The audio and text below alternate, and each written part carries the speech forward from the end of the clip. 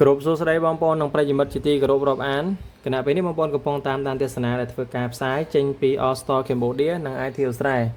បាទចឹងដោយសារតែមានសំណូមពរពីបងប្អូនប្រិយមិត្តនិងអតិថិជនរបស់ IT អូស្ត្រាលីនិង All Store Cambodia ទាក់ទងជាមួយនឹងរបៀបក្នុងការបង្កើតនៅ Apple ID ដើម្បីយកទៅធ្វើការ download កម្មវិធីចេញពី App Store អញ្ចឹង Apple ID នេះបងប្អូនគួរតែធ្វើការបង្កើតម្នាក់មួយទៅយើងមិនគួរយកទៅប្រើជារួមទេព្រោះអីពេលខ្លះវាអាចជាប់រូបថតជាប់អីដោយមិនដឹងខ្លួនអូខេឥឡូវនេះខ្ញុំគិតថាឆ្នាំ2025បងប្អូនបានយល់ដឹងជាច្រើនដែរហើយទោះជាមិនយល់ច្រើនក៏ដឹងខ្លះដែរតាក់ទងជាមួយនឹង Apple ID ឬក៏ ID សម្រាប់យកទៅ download កម្មវិធីលើ iPhone, iPad ឬក៏ MacBook អូខេឥឡូវនេះដើម្បីបង្កើតវាបងប្អូនត្រូវមានលេខទូរស័ព្ទមួយទៅបាទមានលេខទូរស័ព្ទត្រៀមមួយនិងមាន email មួយបាទ email ហ្នឹងអាចបោះក្រុមហ៊ុន Google គឺ Gmail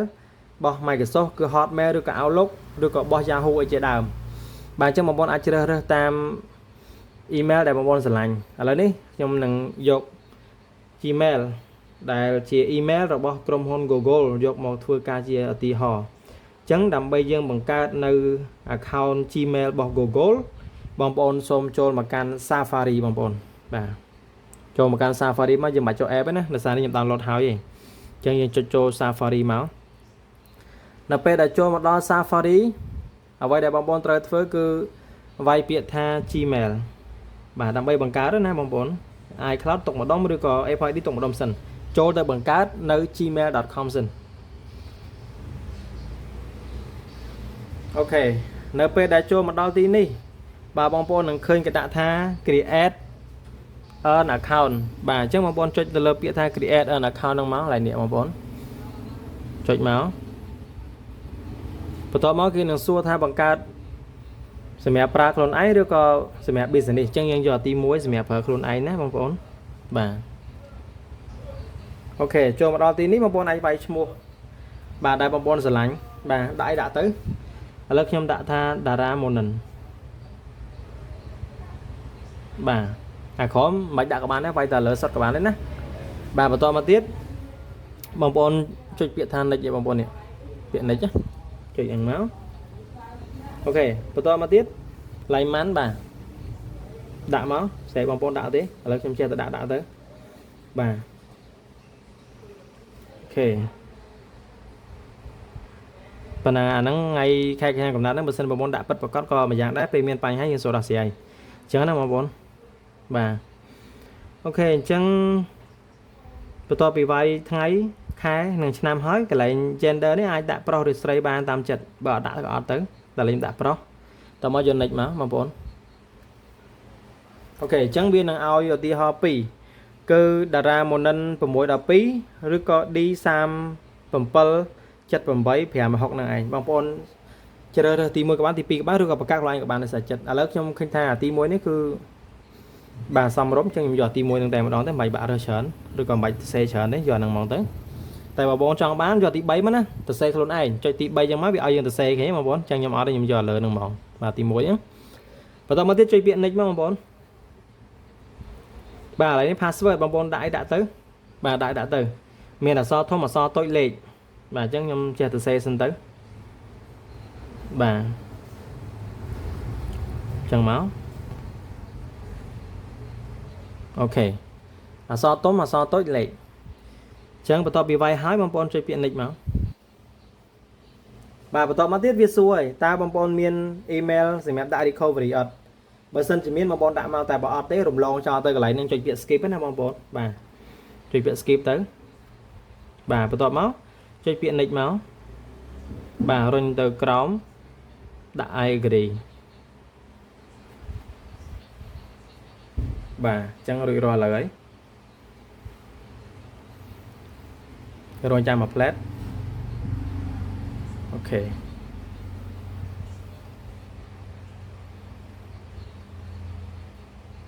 បាទឥឡូវនេះយើងបានបង្កើតនៅ Gmail មួយហើយសម្រាប់យកទៅបង្កើត Apple ID ដែលហៅថា iCloud ហ្នឹងឯងបាទអ្នកខ្លះគាត់ហៅថាបង្កើត iCloud អ្នកខ្លះហៅថាបង្កើត Apple ID អានោះស្រីបងប្អូនហៅទេតែដូចតែគ្នាទេឥឡូវនេះយើងបានហើយបាទបាន Gmail មួយសម្រាប់យកទៅបង្កើតអញ្ចឹងយើងចាំ Gmail របស់យើងបាទចាំ Gmail របស់យើង cứ bà đặt ra một nấn và mỗi đọc bì bà ok nè chúng hay lại niệm một bọn nè nè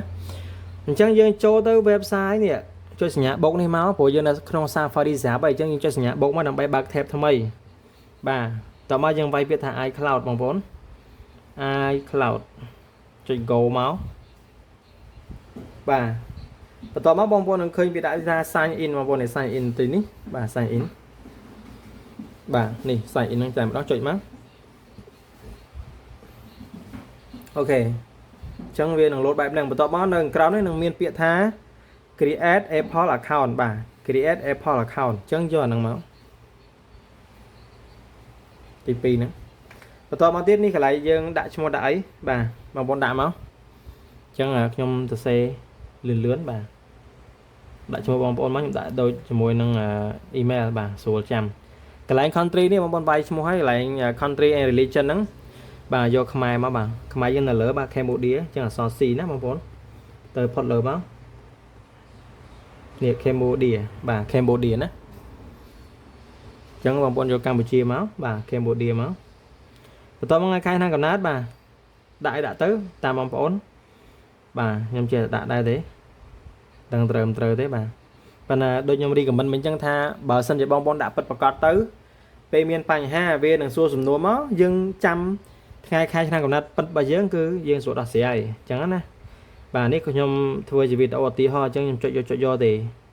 បាទកន្លែង email បងប្អូននេះ email បាទemail ហ្នឹងគឺបងប្អូនត្រូវ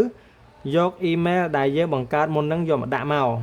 មិញយើងអីគេយើងមើលម្ដងទៀតនេះចុចខាងលើនេះមកបាទនោះតារាមុនហ្នឹង612អូខេអញ្ចឹងយើងត្រឡប់មកវិញបាទតារាម៉ូនីន612 add ចឹងមក gmail.com បាទអញ្ចឹងមកបងប្អូនតមក password ដូចគ្នាដែរអក្សរធំអក្សរតូចនិងលេខអញ្ចឹងខ្ញុំវាយអក្សរធំអក្សរតូចលេខអញ្ចឹងមកបាទអញ្ចឹងពេលហ្នឹងវានឹងគ្រីសហើយបងប្អូនគ្រីសគេគ្រីសទាំងអស់ហើយយើងពណ៌ខៀវហើយអាទី2ក៏វាយដូចគ្នាដែរបងប្អូនណា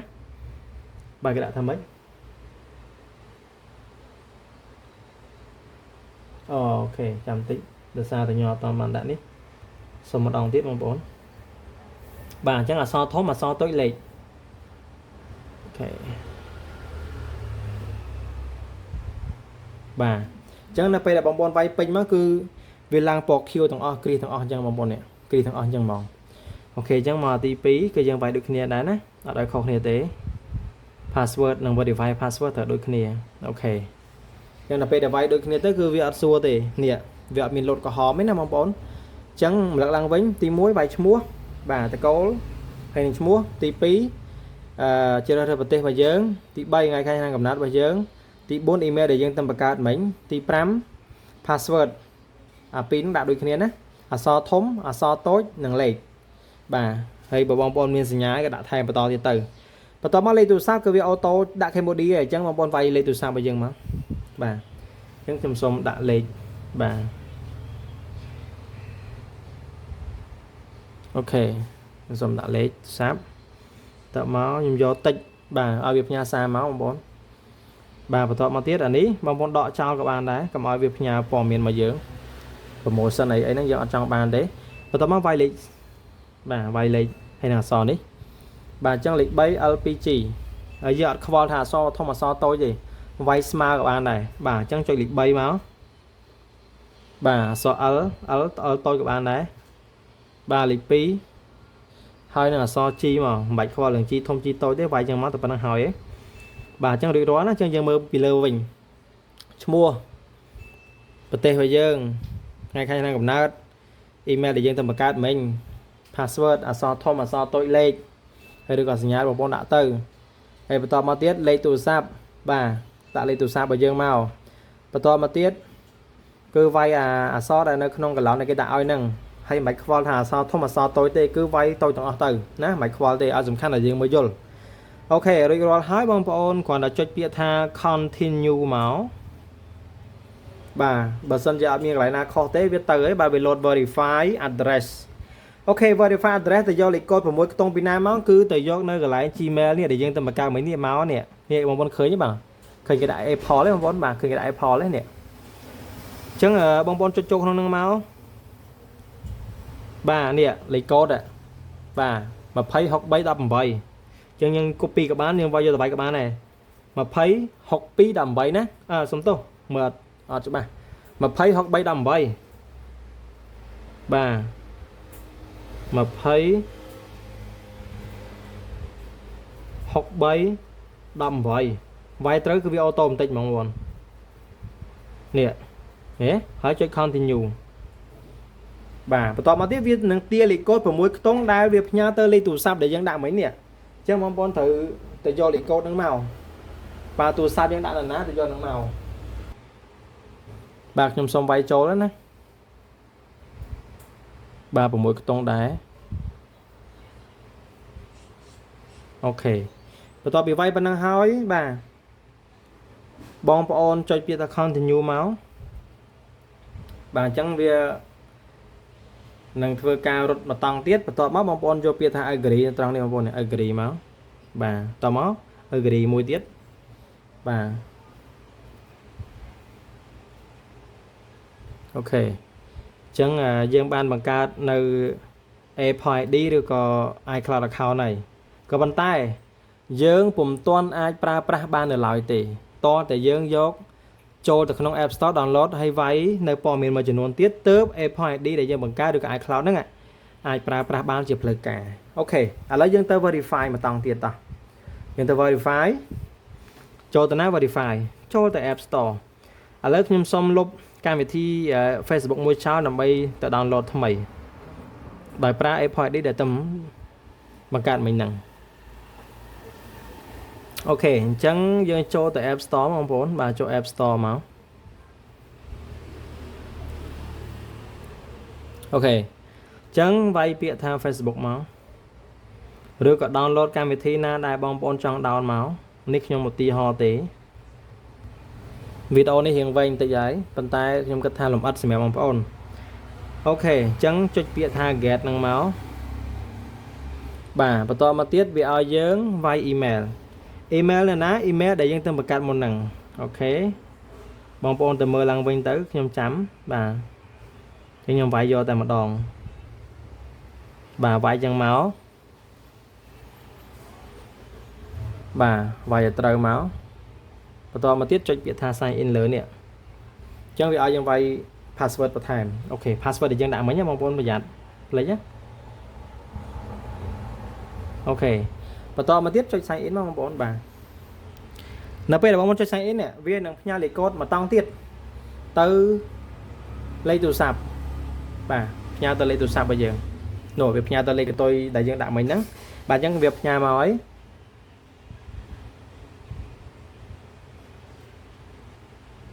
បាទខ្ញុំសូមវាយចូលអូខេនៅពេលដែលវាយត្រូវទៅគឺវាអូតូម៉ាទិកតែម្ដងហ្នឹងហើយអញ្ចឹងបងប្អូនយក agree ហើយនឹង continue មកបាទ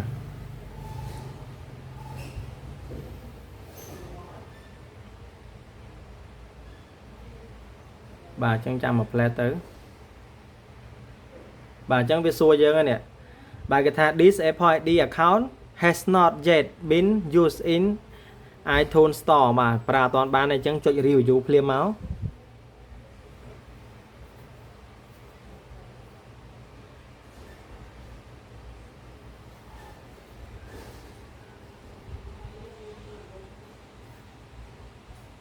អូខេអញ្ចឹងបងប្អូននេះបើកកន្លែងនេះដើម្បី agree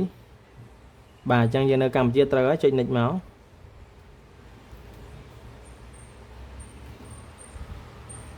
បាទមកដល់ទីនេះគឺវានឹងគ្រីសកន្លែងណាន់នេះត្រូវហើយបន្ទាប់មកឈ្មោះវាដាក់អូតូបាទលេខផ្លូវលេខអីបងប្អូនចេះតែដាក់មកបាទខ្ញុំចេះដាក់ទៅ100ក្រោមដាក់200ទៅស្អីបងប្អូនដាក់ទេស្អីដាក់ទៅឥឡូវទីក្រុងដាក់ភ្នំពេញបាទបងប្អូននៅខេត្តដាក់ខេត្តទៅបាទតបមក country បាទដាក់ភ្នំពេញដែរបងប្អូនបាទ postal code ដាក់12000ដូចខ្ញុំមកបានដាក់តាមបងប្អូនក៏បានលេខទូរស័ព្ទកន្លែងនេះបងប្អូនអាចវាយបរោះបានអត់អីទេយើងចង់ដាក់ក៏បានវាយបរោះក៏បានដែរអូខេបន្តមកទៀតចុចពាក្យ next មកបងប្អូនហើយបាទ អូខេអញ្ចឹងនៅពេលដែលបងប្អូនឃើញគេដាក់ថា Apple account completed មានន័យថា Apple នេះបើយើងដែលតែបង្កើតហ្នឹងគឺយើងជោគជ័យហើយអញ្ចឹងយើងអាចយកទៅប្រើប្រាស់ក្នុងសេវាកម្ម iCloud ក៏បានក្នុង App Store ក៏បានដើម្បី download កម្មវិធីជាច្រើនចុច continue មកបាទអញ្ចឹងយើងសាកល្បង download បាទចុច get មកបាទចុច install បាទវាយលេខកូដបញ្ជាក់ម្ដងទៀតចុងក្រោយបាទហើយវាអាចនឹងផ្ញើលេខកូដទៅលេខទូរស័ព្ទឬក៏មិនអាចស្រេចទៅវាអូខេវាផ្ញើលេខកូដមកហើយបាទអូខេវាយទៅបាទតែប៉ុណ្្នឹងគឺ download បានហើយអញ្ចឹងបងប្អូនចង់ download អីក៏បានដែរស្រេចចិត្តទេបាទនេះយើងយក15នាទីក្រោយវាទៀមទៀត15នាទីក្រោយអូខេឥឡូវខ្ញុំសាកមួយទៀតឲ្យបងប្អូនមើលដាក់ដូចជាចង់ download LAN មួយទៅបាទអញ្ចឹងទៅតែម្ដងវាអត់មានសួរទៀតទេព្រោះ5 10នាទីក្រោយបាទគាត់ទៅចុច install ទៅជាការស្រេចអញ្ចឹងនេះគឺជារបៀបក្នុងការបង្កើតនៅនេះបងប្អូនយក save ហ្នឹងណា Apple ID សម្រាប់បងប្អូនធ្វើការ download នៅលើ iPhone iPad ឬក៏ MacBook ចឹងអរគុណដែលបងប្អូនចំណាយពេលទស្សនាវីដេអូដែលធ្វើការបង្កើតដោយ IT Australia និង All Store Cambodia សម្រាប់បងប្អូនដែលមានចម្ងល់អាចតាក់ទងសួរបានហើយមានតម្រូវការចង់ប្រើប្រាស់ MacBook ឬក៏ laptop បងប្អូនអាចធ្វើការតាក់ទងទិញពី All Store Cambodia និង IT ស្រុកស្រែអរគុណបងប្អូនម្ដងទៀត